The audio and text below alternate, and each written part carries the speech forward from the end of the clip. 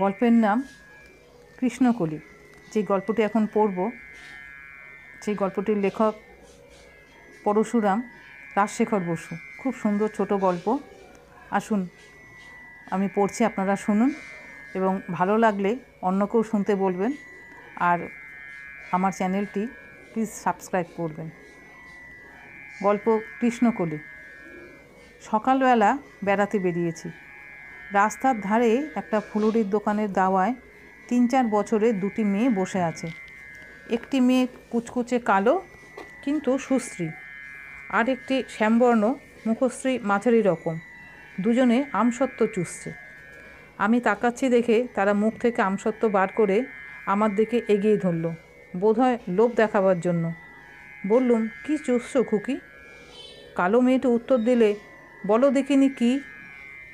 চটিজুতো শুকতলা। হি হি হি, এ বাবুটা কিচ্ছু জানে না, আমসত্ত্বকে বলছে শুকতলা। অন্য মেয়েটি বললে, হি হি হি, বোকা বাবুরে। তারপর প্রায় 4 বৎসর কেটে গেছে। সকালবেলা বাড়ি থেকে বেরোবার উপক্রম করছি। একটি মেয়ে এসে বললে, একটু দুব্ব দেবে গো দাদু, বিশ্বকর্মা পুজো হবে। দেখেই চিনেছি, এসেই আমসত্ত্ব চোষা কালো মেয়ে। এখন এর বয়স বোধ হয় 8 বছর। বললুম, যত খুশি দুব্ব নাও না। মেয়েটির সাজ দেখবার মতন। সদ্য স্নান করে এসেছে, এলো চুল পিঠের ওপর ছড়ানো, একটি ফর্সা লাল পেড়ে শাড়ি কোমরে জড়িয়েছে, গা খোলা, কিন্তু আঁচলের একদিক মাথায় দেবার চেষ্টা করছে আর বারবার তা খসে পড়ছে। গোল গোল 2 হাত যেন কোষ্ঠী পাথরে কোদা, তাতে ঝকঝকে রূপোর চুড়ি আর অনন্ত, কোমরের উপর গোট, গলায় লাল পলার মালা, পায়ে আলতা, হাতে আলতা, সিঁথিতে সিঁদুর। জিজ্ঞাসা করলুম, এ কি খুকি, বিয়ে করলে কবে?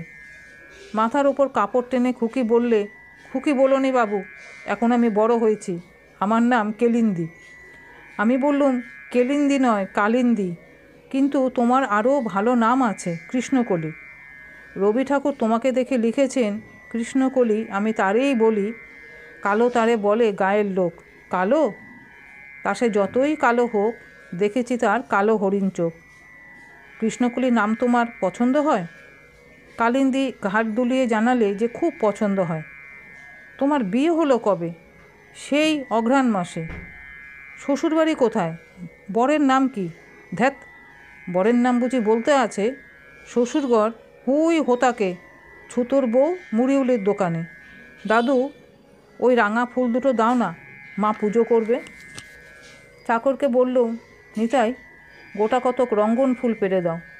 মুখ বেঁকিয়ে সাদা দাঁত বার করে কৃষ্ণকলি বললে, এ মা গো, ও তো নোংরা পেন্টু পড়ে আছে, 7 জন্ম কাচেনি, তুমি ফুল পেড়ে দাও। আমিও তো নোংরা, এখনও স্নান করিনি, কাপড় ছাড়িনি। আচ্ছা, এক কাজ করা যাক, নিতাই তোমাকে আলগোছে তুলে ধরুক, ও ফুল ছোবে না, তুমি নিজের হাতে পেরে নাও। কি বলছো গো দাদু, আমার যে বিয়ে হয়ে গেছে। বুঝলুম পরপুরুষের স্পর্শে কৃষ্ণকলির আপত্তি আছে। বললুম, তবে তোমার বরকে ডেকে আনো, সেই তোমাকে তুলে ধরুক। সে তুলতে লাগবে, তুমি আমাকে তুলে ধরো না, আমি ফুল পেরে নেব। সে কি কৃষ্ণকলি, তোমার যে বিয়ে হয়ে গেছে, আমি তোমাকে তুলে ধরবো কী করে? তুমি তো বুড়ো থুবড়ো। ঠিক কথা, এতক্ষণ আমার হুঁশ ছিল না যে আমি বুড়ো থুবড়ো। সমস্ত অবলা জাতি আমার কাছে অভয় পেয়েছে। বললুম, আমার হাতে যে বাতের ব্যথা, তোমাকে তোলবার তো শক্তি নেই। বাড়িতে আকশি নেই? আমার লাঠির ডগায় একটা ছুরি বেঁধে আকশি করা হলো। নিতাই তাই দিয়ে গোটা কতক ফুল পারলে, কৃষ্ণকলি মাটি থেকে কুড়িয়ে নিলে। ফুল দুব্ব নিয়ে সে চলে যাবার উপক্রম করছে। আমি তাকে বললুম, কৃষ্ণকলি, বিস্কুট খাবে? উহু। মাখন দেওয়া পাউরুটি আর মিষ্টি কুলের আচার। কৃষ্ণকলির মুখ দেখে মনে হলো তার রুচি আছে, কিন্তু সংস্কারে বাড়ছে।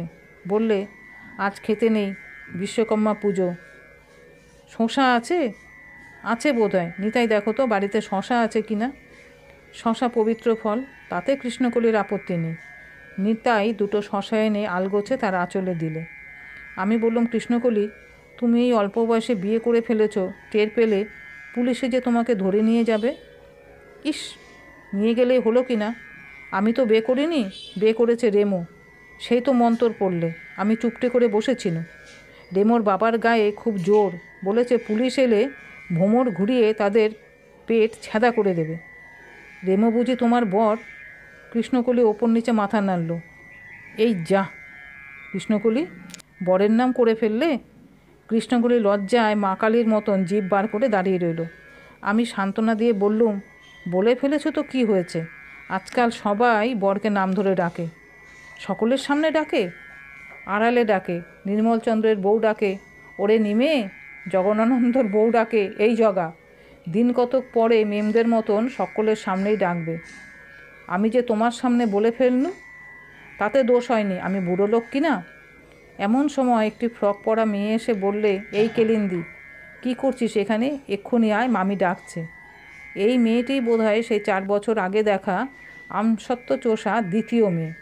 কৃষ্ণকলি তাকে বললে, খবরদার বিমলি, আর কেলিন্দি কইবিনি। রবি ঠাকুর আমার ভালো নাম দিয়েছে কেষ্টকলি, এই দাদু বললে। মুখভঙ্গি করে দুহাত নেড়ে বিমলি বললে, মরি মরি, কেলে কিষ্টি কেলিন্দির নাম আবার কেষ্টকলি, রূপ দেখে আর বাঁচি নে। কৃষ্ণকলি বললে, দেখো না দাদু, বিমলি আমায় ভেঙচি কাটছে। প্রশ্ন করলুম, বিমলি তোমার কে হয়? বোন নাকি? বোন না ঢেকি, ও তো আমার পিস্তুত ননদ। বিমলি, তুই যা, আমি একটু পরে যাব। চলে যেতে যেতে বিমলি বললে, দেখিস এখন, আজ মামি তোকে ছেঁচবে। ওরে আমার কেষ্টকলি, শ্যাওড়া গাছের পেতনি। কৃষ্ণকলি বললে, দাদু, ও আমায় পেতনি বলবে কেন? বলুক গে, ননদরা অমন বলে থাকে, শ্রীরাধার ননদও বলতো। এক মেয়ের রূপ আর এক মেয়ে দেখতে পারে না। তোমার বর রেমো তোমাকে পেতনি বলে না? সেও বলে। তুমি রাগ করো না? সে হাসতে হাসতে বলে কি না, আমি তাকে বলি ভূত, পিচেস, হনুমান। তোমরা ঝগড়া করো নাকি? আমি খুব ঝগড়া করি, চিমটিও কাটি, কিন্তু রেমোর আগে না, শুধু মুখে ভ্যাংচায় আর হাসে। এমন সময় রামের মা এলো। সে অনেক দিন থেকে এ বাড়িতে মুড়ি, চিড়ে, ভাজা দিয়ে আসছে। তার স্বামী মুরারি ছুতোর মিস্ত্রি, ভালো কারিগর, কাঠের ওপর নকশা তোলে। রামের মা কৃষ্ণকলিকে দেখে বললে, ওমা, তুই এখানে রয়েছিস? বিমলি যে বললে কেলিন্দি ধিঙ্গি হয়ে হেতা হোতা সেথা চারদিক ঘুরে বেড়াচ্ছে। কৃষ্ণকলি বললে, সব মিছে কথা। জানো গো মা, এই দাদু বললে রবি ঠাকুর আমার নাম দিয়েছে কেষ্টকলি। আমি রামের মাকে জিজ্ঞাসা করলুম, এই মেয়েটি তোমার বউ নাকি?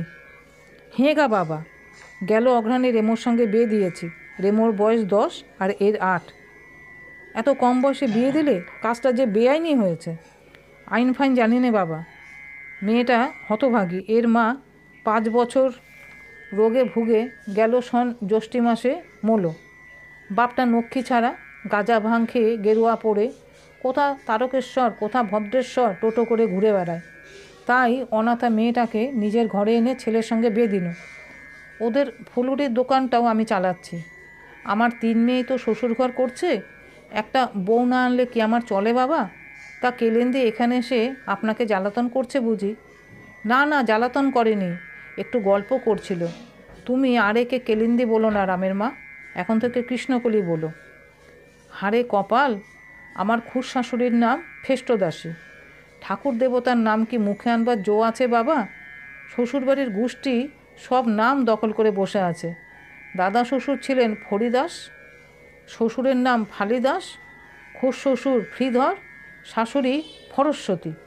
কৃষ্ণকলি বললে, আর তোমার নামটা বলে দিই মা। হি হি হি হি, ফুগ্গা ফুগ্গতি নাসিনী।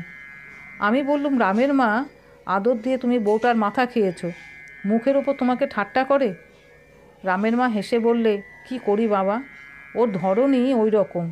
নিজের মায়ের যত্ন আর কদিন পেয়েছে, জন্মস্তক আমাকেই দেখছে কি না। যে নতুন নামটি বললেন তার পুরোটা তো বলতে পারবো না, এখন থেকে একে কলি বলবো। দেখুন বাবা, এর বর্ণটা কালো বটে, কিন্তু খুব ছিঁড়ি আছে। ছাদটি পরিষ্কার, যেন বাটালি দিয়ে গড়া, আর ভারী সতীলক্ষ্মী মেয়ে। বিমলিটা হচ্ছে কুদুলি। এখন আসি বাবা, ঘরকে চল রে কলি। আমি বললাম, কৃষ্ণকলি, তোমার বরকে নিয়ে একদিন এখানে এসো। রামের মা বললে, হ্যাঁ আমার কপাল, রেমোর যে বড্ড লজ্জা, বউয়ের সঙ্গে কোথাও যেতে চায় না। আজকালকার ছোড়াদের মতন তো নয় যে সমস্ত বউকে নিয়ে চারদিকে ধেই ধেই নৃত্য করে বেড়াবে। রেমোর পরীক্ষাটা চুকে যাক, আমি একদিন দুটিকে নিয়ে আসব।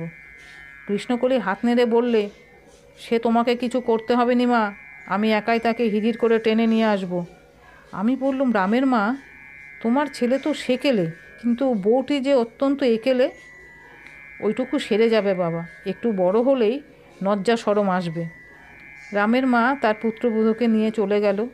কৃষ্ণকলির কপাল ভালো, 8 বছর বয়সে সে শাশুড়ির কাছ থেকে সতীলক্ষ্মী সার্টিফিকেট আদায় করেছে। 1 মা হারিয়ে আর 1 মা পেয়েছে। এমন বর পেয়েছে যাকে নির্বিবাদে চিমটি কাটা চলে আর হিড়হিড় করে টেনে আনা যায়।